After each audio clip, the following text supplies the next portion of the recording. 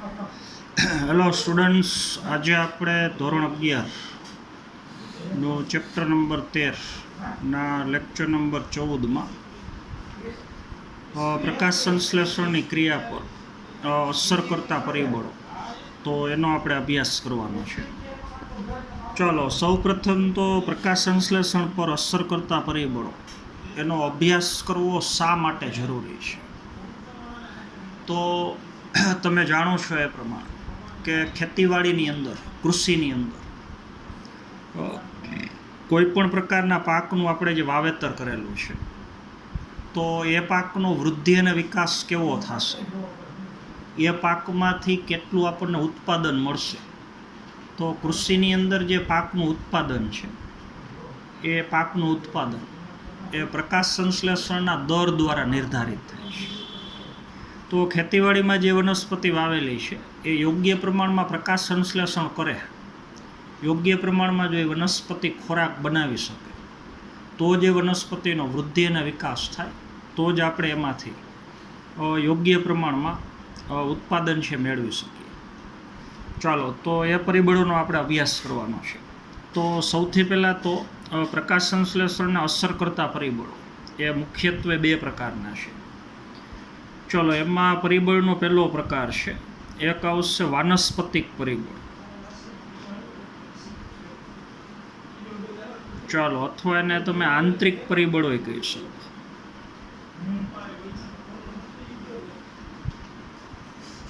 ચાલો, અથવા એને તમે અંતઃ પરિબળે કહી શકો.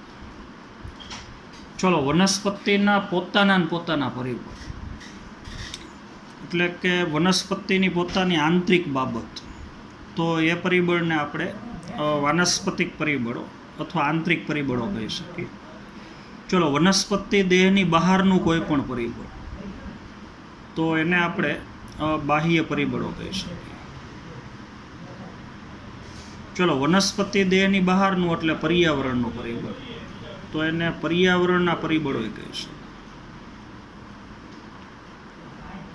ચલો, તો વનસ્પતિની પોતાની બાબતો જે પ્રકાશ સંશ્લેષણની ક્રિયાના દર ઉપર અસર કરે છે, તો એને વાનસ્પતિક પરિબળ અથવા આંતરિક પરિબળ કહી શકે. ચલો, તો એ આંતરિક પરિબળોની અંદર કયા પરિબળ છે, તો એ આપણે ખાસ જોવાનું છે. ચાલો, એક તો આવશે પર્ણની સંખ્યા.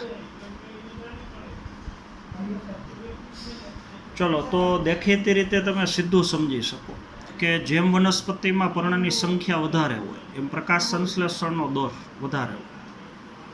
ચલો, વનસ્પતિમાં શરૂઆતમાં પર્ણની સંખ્યા ઓછી હોય અને વનસ્પતિમાં વૃદ્ધિનો વિકાસ થાય તો પર્ણની સંખ્યા વધતી જાય, તો કુલ હરિતદ્રવ્યનો જથ્થો વધે, તો પ્રકાશ સંશ્લેષણનો દર છે વધે.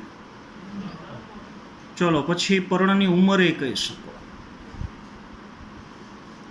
ચલો, જ્યાં સુધી પર્ણ પરિપક્વ બનતું હોય, એટલે તરુણ પર્ણમાંથી જ્યાં સુધી પર્ણ પરિપક્વ બને, તો જેમ જેમ પર્ણની ઉંમર વધતી જાય એમ પ્રકાશ સંશ્લેષણનો દર વધતો જાય.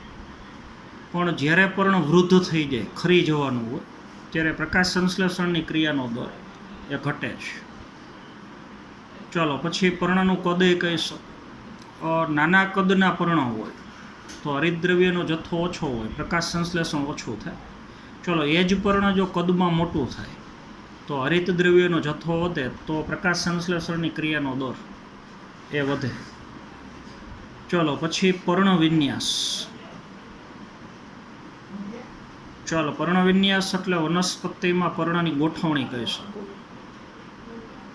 ચલો, જો વનસ્પતિમાં પર્ણની ગોઠવણી છૂટી છવાઈ હોય, એટલે કે બધા પર્ણ સૂર્યપ્રકાશની સામે ખુલ્લા હોય, હાલો એ રીતથી છૂટા છવાયા પર્ણો ગોઠવાયેલા હોય, તો એને પ્રકાશની પ્રાપ્તિ વધારે હોય, તો પ્રકાશ સંશ્લેષણની ક્રિયાનો દર એ વધારે હોય. ચલો, પછી મધ્ય પર્ણપેશી. ચાલો, અથવા એના કોષો. આપણને ખબર છે, બે અધિસ્તરની વચ્ચે આવેલો હરિતકણ ધરાવતા કોષનો આખો સમૂહ એટલે મધ્ય પર્ણપેશી. ચલો, એ પર્ણમાં જો વધારે વિકસિત હોય, તો હરિતકણની કુલ સંખ્યા વધારે હોય, તો પ્રકાશ સંશ્લેષણ સારી રીતે થાય. ચલો, તો એ જ મુદ્દો આગળ હરિતકણોની સંખ્યા કહે છે. ચલો, અલગ અલગ જાતિની વનસ્પતિમાં એક કોષની અંદર હરિતકણની સંખ્યા અલગ અલગ. જેમ પ્રતિ કોષ હરિતકણનું પ્રમાણ વધારે હોય એમ પ્રકાશ સંશ્લેષણની ક્રિયાનો દર એ વધારે હોય. ચલો, પછી પર્ણની અંદર આવેલો આંતરિક CO2, એટલે આંતરિક CO2નું પ્રમાણ, એની સાંદ્રતા કેટલી છે એ બાબતની અસર પણ પ્રકાશ સંશ્લેષણના દર ઉપર થાય છે. ચલો, વાતાવરણમાં તો CO2 છે જ, પણ પર્ણના આંતરિક ભાગની અંદર CO2 કેટલો છે? તો આંતરિક ભાગમાં સામાન્ય રીતે CO2નું પ્રમાણ વધે તો પ્રકાશ સંશ્લેષણનો દર વધે છે, પણ અતિશય CO2નું પ્રમાણ વધી જાય તો પાછો પ્રકાશ સંશ્લેષણની ક્રિયાનો દર ઘટે છે. હાલો, પછી છેલ્લો મુદ્દો આવશે ક્લોરોફિલનું પ્રમાણ. ચાલો, આપણને ખબર છે અમુક વનસ્પતિના પર્ણ આછા લીલા રંગના હોય અને અમુક વનસ્પતિના પર્ણો ઘેરા લીલા રંગના. તો તમે નક્કી કરી શકો કે જે ઘેરા લીલા રંગના પર્ણ છે એમાં ક્લોરોફિલનું પ્રમાણ વધારે છે, તો એના દ્વારા થતું પ્રકાશ સંશ્લેષણ એનો દર ઊંચો હોય. અને આછા લીલા રંગના પર્ણો હોય તો ક્લોરોફિલનું પ્રમાણ ઓછું હોય તો પ્રકાશ સંશ્લેષણની ક્રિયાનો દર એ ઓછો હોય. ચાલો, તો આ બધા પરિબળને આપણે કહેશું આંતરિક પરિબળ. જો હવે આંતરિક પરિબળ વનસ્પતિમાં કેવા હશે એનો આધાર મુખ્યત્વે બે બાબત ઉપર છે. એક આનુવંશિકતા ઉપર, ચાલો, એટલે જનીનિક બાબત.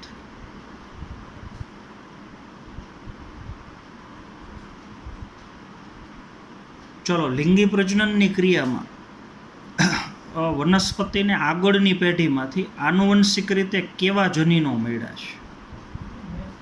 ચલો, એ જનીન દ્વારા અમુક બાબતો નક્કી થાય. દાખલા તરીકે ક્લોરોફિલનું પ્રમાણ છે, મધ્યપર્ણ પેશીનો વિકાસ છે, તો આ બધી બાબતો આગળની પેઢીમાંથી વનસ્પતિને જે જનીનો મળ્યા છે એ જનીન દ્વારા લક્ષણનું નિયમન થતું હોય.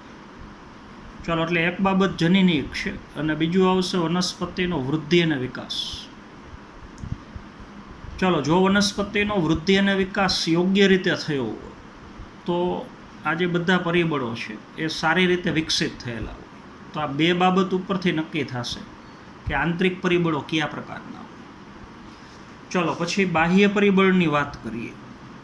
વનસ્પતિ દેહની બહારના પરિબળ, તો એમાં મુખ્યત્વે 4 પરિબળ છે. ચાલો, એક પ્રકાશ આવશે, બીજું તાપમાન આવશે, ત્રીજું વાતાવરણમાં આવેલું CO2નું સંકેન્દ્રણ આવશે,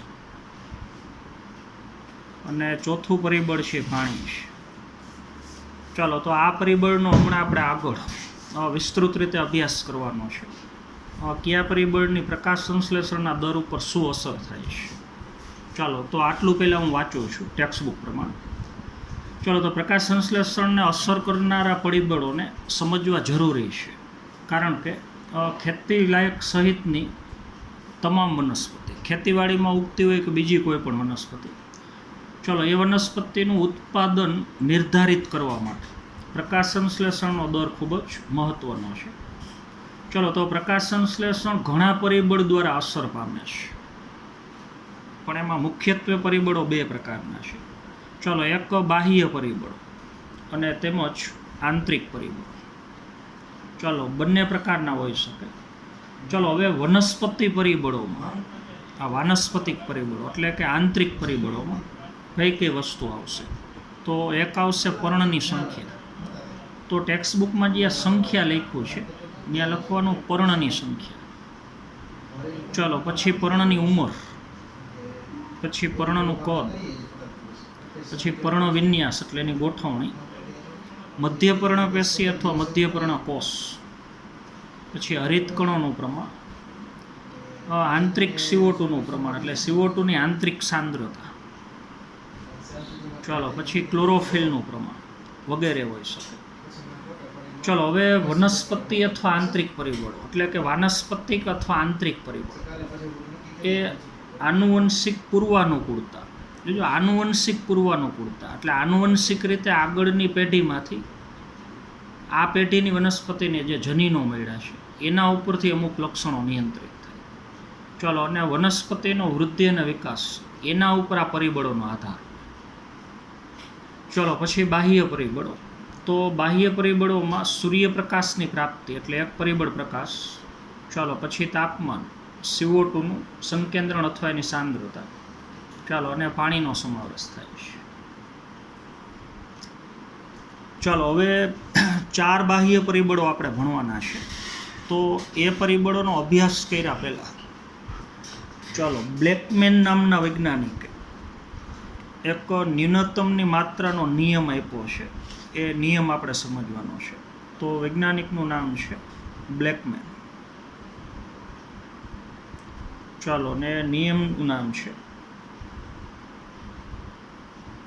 ચાલો ન્યૂનતમ કારકોનો નિયમ. ચાલો અથવા એને ન્યૂનતમ માત્રાનો નિયમ પણ કહી શકો.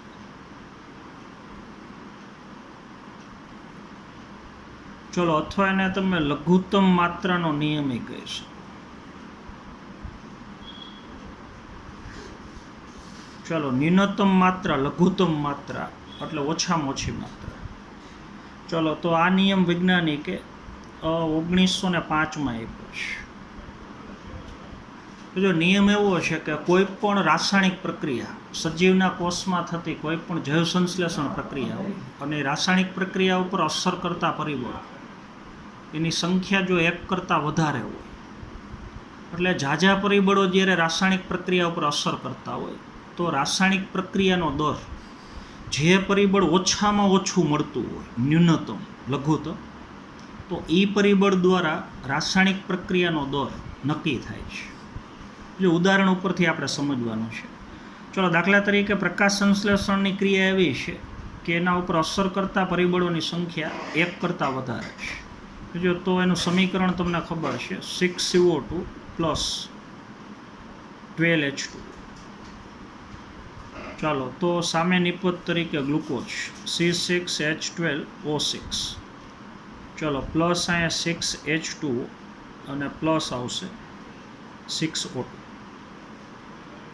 ચલો તો આ રાસાયણિક પ્રક્રિયા થવા માટે 2 પરિબળ તો જરૂરી છે જ. વનસ્પતિને CO2 મળવો જોઈએ, પાણી મળવું જોઈએ. જો ત્રીજું પરિબળ વનસ્પતિને પ્રકાશ મળવો જોઈએ.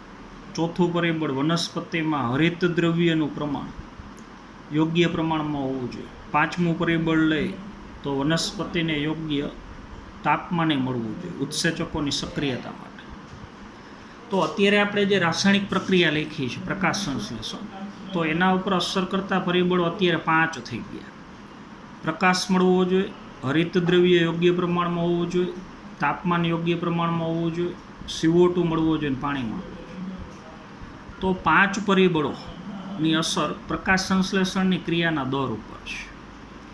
જો બ્લેકમેનનો ન્યૂનતમના કારકોનો નિયમ એવું કહે છે કે કોઈ રાસાયણિક પ્રક્રિયા પર અસર કરતા પરિબળોની સંખ્યા જ્યારે 1 કરતાં વધારે હોય તો રાસાયણિક પ્રક્રિયાનો દર કેટલો હશે એ નક્કી થશે જે પરિબળ ઓછામાં ઓછું મળતું હોય.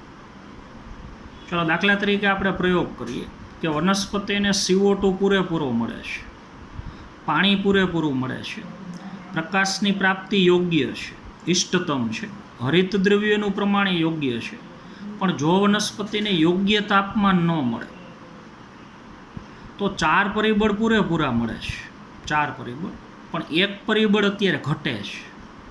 એની માત્રા ન્યૂનતમ છે, એની માત્રા લઘુત્તમ છે.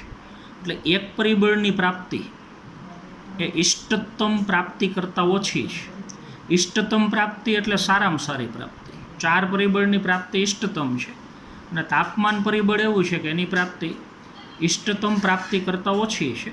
એ પરિબળ ઓછું મળે છે અથવા તાપમાન અત્યારે સીમિત છે. તો અત્યારે જે પ્રકાશ સંશ્લેષણની ક્રિયાનો દર છે એ તાપમાન નક્કી કરે છે કારણ કે એની પ્રાપ્તિ ઓછી છે. તો અત્યારે પ્રકાશ સંશ્લેષણની ક્રિયાનો દર નીચો છે તો એ દર ઉપર ખાસ કરીને તાપમાનની અસર છે કારણ કે 4 પરિબળ તો પૂરેપૂરા મળે છે છતાંય પ્રક્રિયાનો દર નીચો છે. તો અત્યારે રાસાયણિક પ્રક્રિયાનો દર નક્કી કરતું પરિબળ અત્યારે તાપમાન છે. ચલો હવે જો આપણે રાસાયણિક પ્રક્રિયાનો દર વધારવો હોય તો 4 પરિબળ તો પૂરેપૂરા મળે છે, એટલે એ પરિબળમાં ફેરફાર કરવાની જરૂર નથી. પણ વનસ્પતિને જે નીચું તાપમાન મળે છે, જેના લીધે પ્રકાશ સંશ્લેષણનો દર નીચો છે, એટલે જો તાપમાનની માત્રામાં વધારો કરવામાં આવે તો રાસાયણિક પ્રક્રિયાનો દર આપણે વધારી શકીએ. ચાલો, તો તમે સમજી ગયા હશો. તો કોઈ રાસાયણિક પ્રક્રિયા ઉપર અસર કરતા પરિબળોની સંખ્યા જ્યારે 1 કરતાં વધારે હોય ત્યારે રાસાયણિક પ્રક્રિયાનો દર જે પરિબળ ઓછામાં ઓછું મળતું હોય એના દ્વારા ત્યારે દર નક્કી થશે. ચાલો, તો આ નિયમને તમે બ્લેકમેનનો ન્યૂનતમના કારકોનો નિયમ અથવા ન્યૂનતમની માત્રાનો નિયમ અથવા લઘુત્તમની માત્રાનો નિયમ કહી શકો. ચલો, તો જે પરિબળ સીમિત છે, જે પરિબળની પ્રાપ્તિ ઓછી છે, જે પરિબળની પ્રાપ્તિ ન્યૂનતમ છે, એ પરિબળ રાસાયણિક પ્રક્રિયાનો દર નક્કી કરે છે. ચાલો, તો આખો નિયમ હું ટેક્સ્ટબુક પ્રમાણે રીડ કરું છું. ચલો, તો બાહ્ય પરિબળમાં સૂર્યપ્રકાશની પ્રાપ્તિ, તાપમાન, CO2ની સાંદ્રતા અને પાણીનો સમાવેશ થાય છે. જોજો હવે, તો વનસ્પતિની પ્રકાશ સંશ્લેષણ પ્રક્રિયા આપણે જે લખી છે એ પ્રમાણે ઘણા પરિબળો એકસાથે પ્રકાશ સંશ્લેષણ ઉપર અસર કરે છે.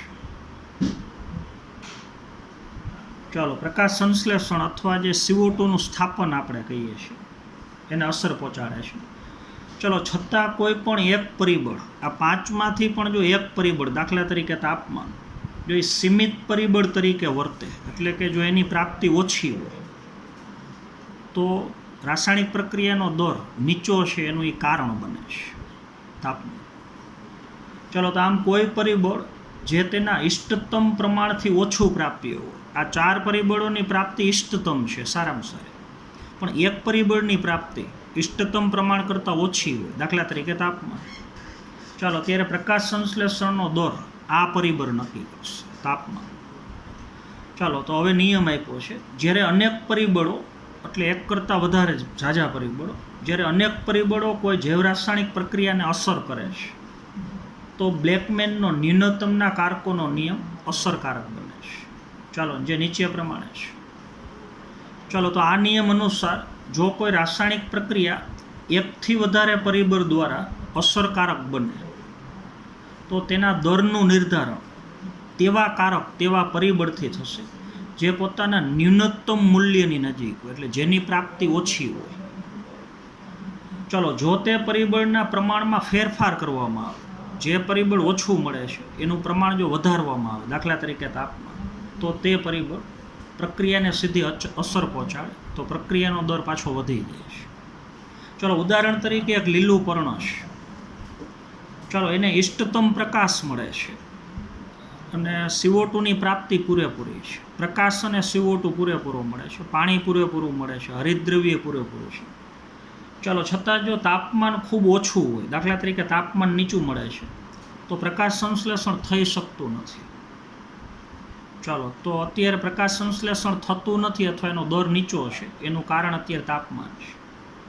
ચાલો, તો આ પરિણામમાં પ્રકાશ સંશ્લેષણ ત્યારે જ શરૂ થશે જ્યારે તેને ઇષ્ટતમ તાપમાન મળે. તો નીચું તાપમાન મળે છે, જો એ ઊંચું તાપમાન પૂરું પાડવામાં આવે તો પ્રકાશ સંશ્લેષણની ક્રિયા ફરી પાછી શરૂ થાય છે. ચાલો, તો આ નિયમને આપણે બ્લેકમેનનો ન્યૂનતમના કારકોનો નિયમ કહીએ છીએ. ચલો, તો હવે આપણે આગળ પ્રકાશ સંશ્લેષણને અસર કરતા પરિબળમાં ખાસ કરીને બાહ્ય પરિબળોનો અભ્યાસ કરવાનો છે, વનસ્પતિ દેહની બહાર. ચાલો, તેમાં મુખ્યત્વે આપણે પહેલાં આજના પીરિયડમાં પ્રકાશનો અભ્યાસ કરવાનો છે. તો બાકીના 3 પરિબળો, તાપમાન, CO2નું સંકેન્દ્રણ અને પાણી, તો એનો અભ્યાસ આ ચેપ્ટરનો છેલ્લો પીરિયડ, આના પછીનો, તો આવતા પીરિયડમાં આપણે એનો અભ્યાસ કરવાનો છે. ચલો, તો બાહ્ય પરિબળ તરીકે આજના પીરિયડમાં આપણે પ્રકાશની વાત કરવાની છે. તો પહેલું પરિબળ એ પ્રકાશ છે.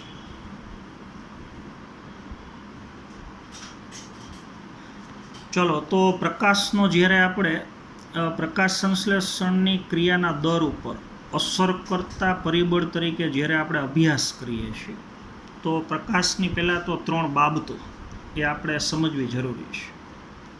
ચલો, એક તો વનસ્પતિને જે પ્રકાશ મળે છે એ પ્રકાશની ગુણવત્તા કેવી છે.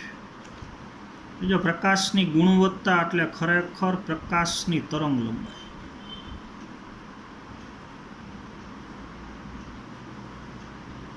ચલો, અથવા એને પ્રકાશનો રંગે તમે કહી શકો. આ તમે સમજી શકો. ચલો, આપણને ખબર છે વનસ્પતિનું પર્ણ દ્રશ્ય વર્ણપટનું જ શોષણ કરે, જાનીવાલી પિનાલા. તો એમાં અલગ અલગ રંગનો જે પ્રકાશ છે એની ગુણવત્તા અથવા પ્રકાશની તરંગ લંબાઈ અલગ અલગ છે. તો જાનીવાલી પિનાલા જે 7 રંગ છે એમાંથી 2 રંગ ખાસ કરીને, એક તો લાલ રંગ અને વાદળી રંગ, એટલે જેની તરંગ લંબાઈ 700 નેનોમીટરની આજુબાજુ છે, અને એક જેની તરંગ લંબાઈ 450 નેનોમીટરની આજુબાજુ છે. તો આ પ્રકાશમાં પ્રકાશ સંશ્લેષણ વધુમાં વધુ થાય છે. તો વનસ્પતિને મળતા પ્રકાશની ગુણવત્તા કેવી છે, પ્રકાશની તરંગ લંબાઈ કેવી છે, અથવા એ પ્રકાશનો રંગ કેવો છે, એની અસર પ્રકાશ સંશ્લેષણના દર ઉપર થાય છે. તો ઊંચામાં ઊંચા દરે પ્રકાશ સંશ્લેષણ 2 રંગમાં થાય છે, લાલ રંગ અને વાદળી રંગ. ચાલો, તો પ્રકાશ સંશ્લેષણના દર ઉપર એક પ્રકાશની ગુણવત્તાની અસર થાય છે, અથવા પ્રકાશની તરંગ લંબાઈ અથવા રંગની અસર થાય છે. ચલો, બીજું એક પ્રકાશની તીવ્રતાની અસર થાય છે. તો આપણને ખબર છે વનસ્પતિને મળતો પ્રકાશ એની તીવ્રતા ઓછી હોય તો પ્રકાશ સંશ્લેષણનો દર ઓછો હોય, અને જો મળતા પ્રકાશની તીવ્રતા વધે તો પ્રકાશ સંશ્લેષણનો દર વધે. ચાલો, અને એક બાબત આવશે પ્રકાશની અવધિ.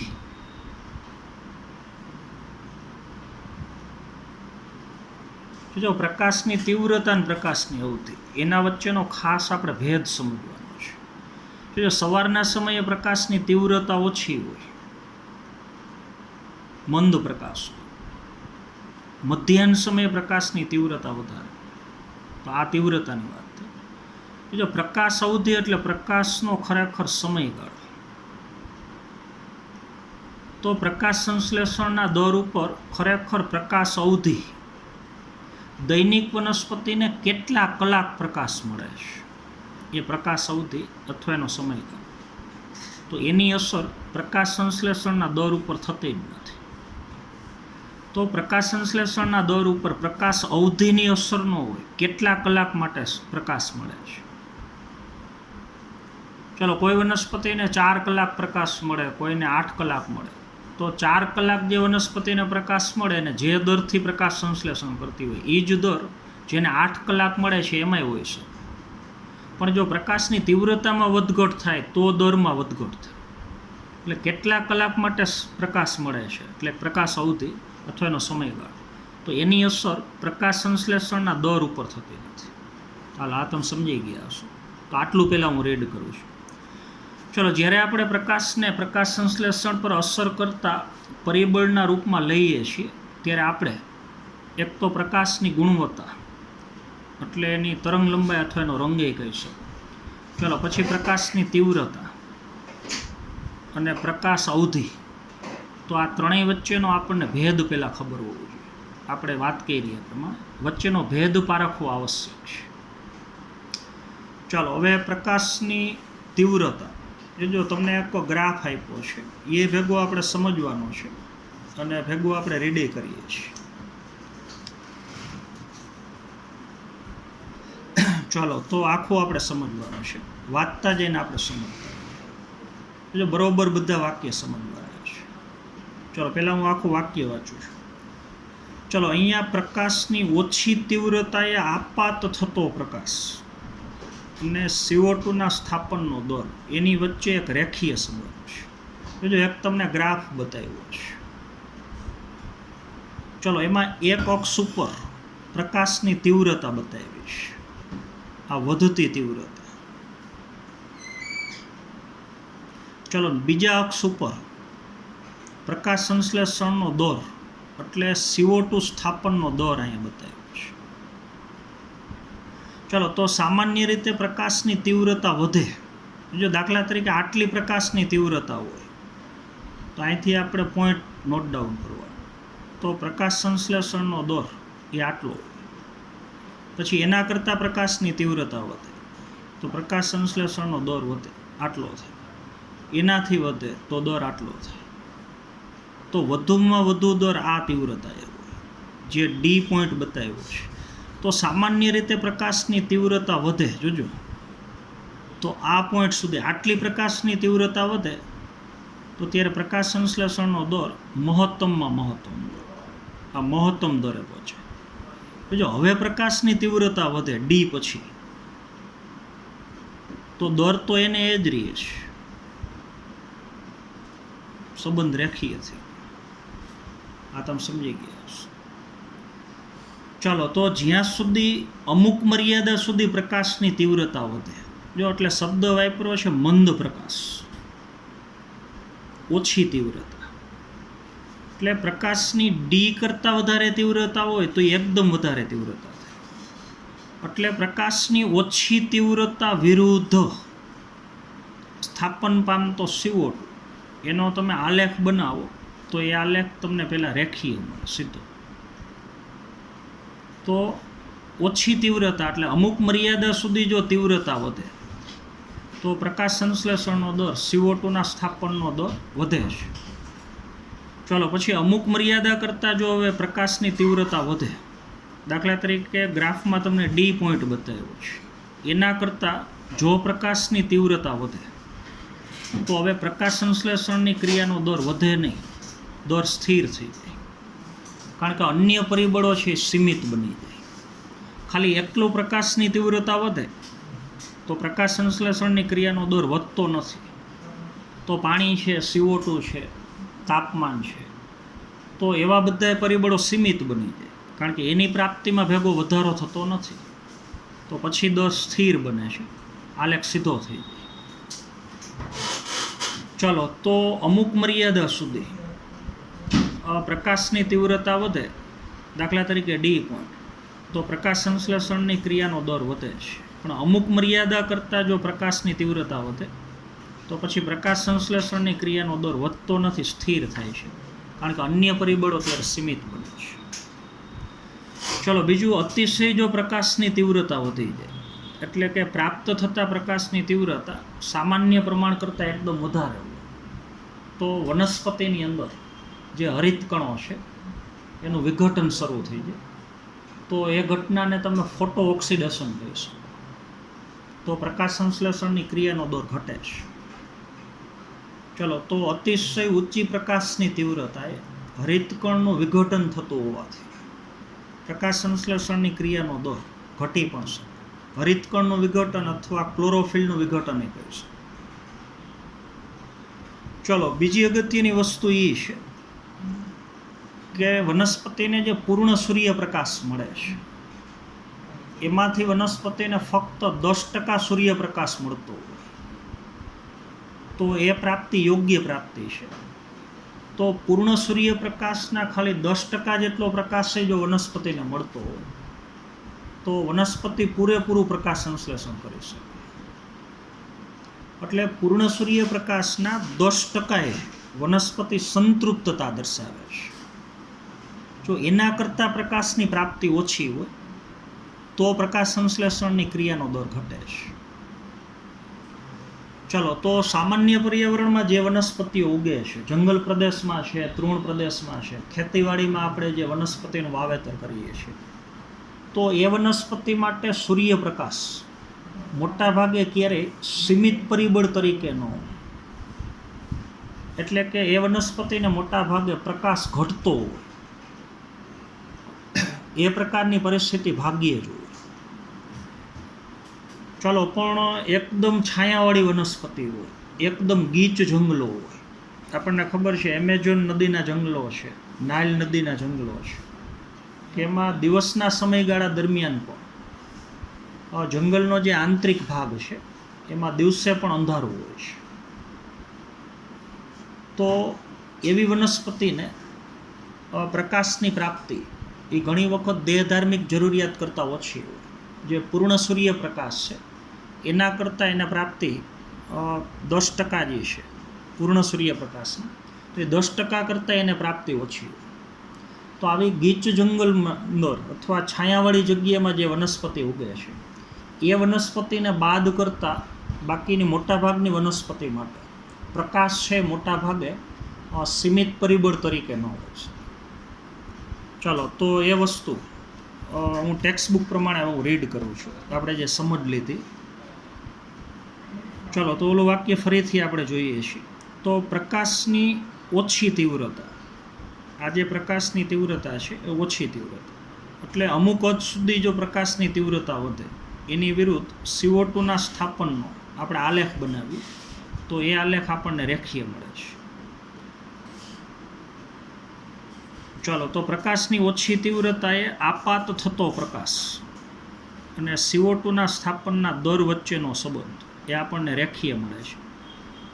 ચલો પ્રકાશની વધુ તીવ્રતાએ આ દરમાં કોઈ વૃદ્ધિ થતી નથી, એટલે અમુક મર્યાદા કરતાં જો પ્રકાશની તીવ્રતા વધે તો પ્રકાશ સંશ્લેષણનો દર તો એને જ રહે છે, કારણ કે અન્ય પરિબળો સીમિત બની જાય, કારણ કે અન્ય પરિબળ સીમિત પરિબળ બની જાય. ચલો હવે ધ્યાન આપવા જેવી રસપ્રદ બાબત એ છે કે પ્રકાશની સંતૃપ્તિ એ પૂર્ણ સૂર્યપ્રકાશના 10% જે પૂર્ણ સૂર્યપ્રકાશ મળે છે એનો ખાલી 10% પ્રકાશ જ વનસ્પતિને મળે, તોય વનસ્પતિ માટે એટલો પ્રકાશ એ પૂરેપૂરો છે, ત્યારે વનસ્પતિ સંતૃપ્તતા દર્શાવે છે. ચાલો તો છાયાવાળા અથવા સઘન અથવા ગીચ જંગલમાં ઉગતી વનસ્પતિઓ સિવાયની વનસ્પતિ માટે પ્રકાશ છે કદાચ પ્રકૃતિમાં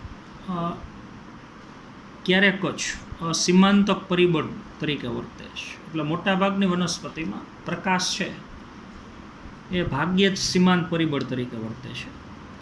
ચલો હવે એક સીમા પછી, એટલે પ્રકાશની તીવ્રતાના એક પોઈન્ટ પછી જો અતિશય પ્રકાશની તીવ્રતા વધારે હોય, એટલે કે આપાત પ્રકાશ એ ક્લોરોફિલના વિઘટનનું કારણ બને છે, હરિત દ્રવ્ય, અને જેનાથી પ્રકાશ સંશ્લેષણનો દર ઘટે છે. ચલો તો તીવ્ર પ્રકાશના લીધે હરિત દ્રવ્યનું વિઘટન થવાની ક્રિયા, એના માટે એક શબ્દ તમારે અહીંયા એડ કરવાનો છે. તો એ ઘટનાને તમે કહી શકો ફોટો ઓક્સિડેશનની ક્રિયા. તો ફોટોન એટલે પ્રકાશ, ઓક્સિડેશન થવું એટલે એનું વિઘટન થવું. ચાલો તો આ પરિબળ તમે વ્યવસ્થિત સમજી ગયા હશો. ચાલો તો હજી પ્રકાશ સંશ્લેષણ પર અસર કરતા 3 બીજા બાહ્ય પરિબળો જે બાકી છે, તો એનો અભ્યાસ આપણે આવતા પીરિયડમાં કરવાનો છે. તો આજના પીરિયડમાં આપણે અહીંયા સુધી રાખશું. Thank you.